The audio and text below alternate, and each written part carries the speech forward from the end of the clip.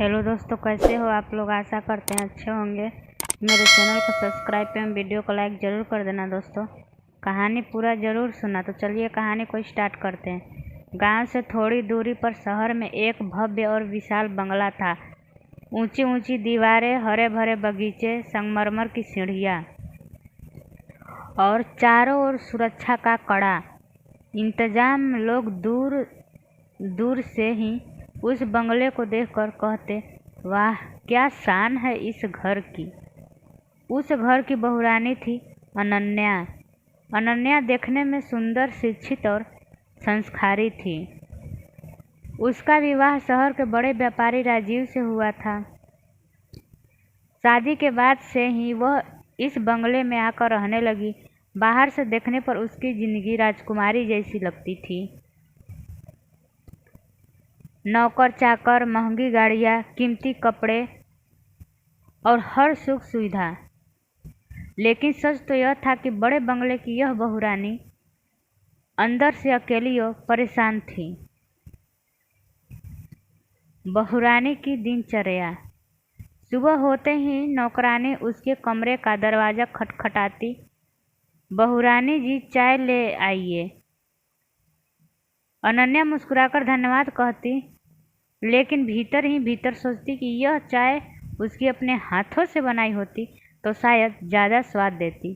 सासू माँ हर समय नियम कायदे बताती, बहुरानी ऐसे बैठो, बहुरानी ऐसे चलो, घर की इज्जत का ध्यान रखना चाहिए। पति राजीव व्यापार में इतना व्यस्त रहता कि दिन भर दफ्तर और मीटिंगों में उलझा रहता। उसके पास न तो बात करने का समय था, न ही पत्नी की भावनाओं को समझने का धैर्य। सुनहरी पिंजरे की सच्चाई। बंगले की चार दीवारी के भीतर रहते हुए अनन्या को लगता मानो वह किसी सुनहरी पिंजरे में कैद हो। बाहर से सब कुछ चमकदार था, लेकिन भीतर खालीपन। न कोई दोस्त, न पड़ोसियों से मेल जोल, बस सजावट, दिखावा और परंपरा का बोझ। एक दिन वह बालकनी में खड़ी थी। बाहर सड़क पर उसने देखा पास के मोहल्ले की साधारण औरतें हंसते बोलते काम से लौट रही थी। उनके पास न महंगे कपड़े थे, न गाड़ियाँ, पर उनके चेहरे पर खुशी और अपनापन साफ झलक रहा था। अनन्या सोच में पड़ गई, आखिर असली सुख किसमें है, धन दौलत में या रिश्ते की गर्माहट में। बहुरानी का निर्णय। धीरे धीरे अनन्या ने तय किया कि वह इस सुनहरी कैद से बाहर निकलेगी।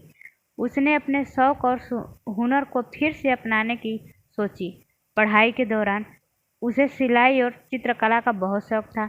उसने बंगले में के एक कमरे का छोटा सा वर्कशॉप बना दिया। वह नौकरानियों और आसपास की गरीब औरतों को वह वहां बुलाकर उन्हें सिलाई कढ़ाई सिखाने लगी। कुछ ही समय में उसकी यह पहल एक संस्था का रूप लेने लगी। उन औरतों को रोजगार मिलने लगा और अनन्या को उनका साथ और सच्चा अपनापन। परिवार की सोच में बदलाव। शुरू शुरू में सासू माँ को यह सब अच्छा नहीं लगा। उन्होंने कहा, बहुरानी, बड़े घर की औरतें ऐसे काम नहीं करती, तुम्हें बस घर की इज्जत बनाए रखनी है।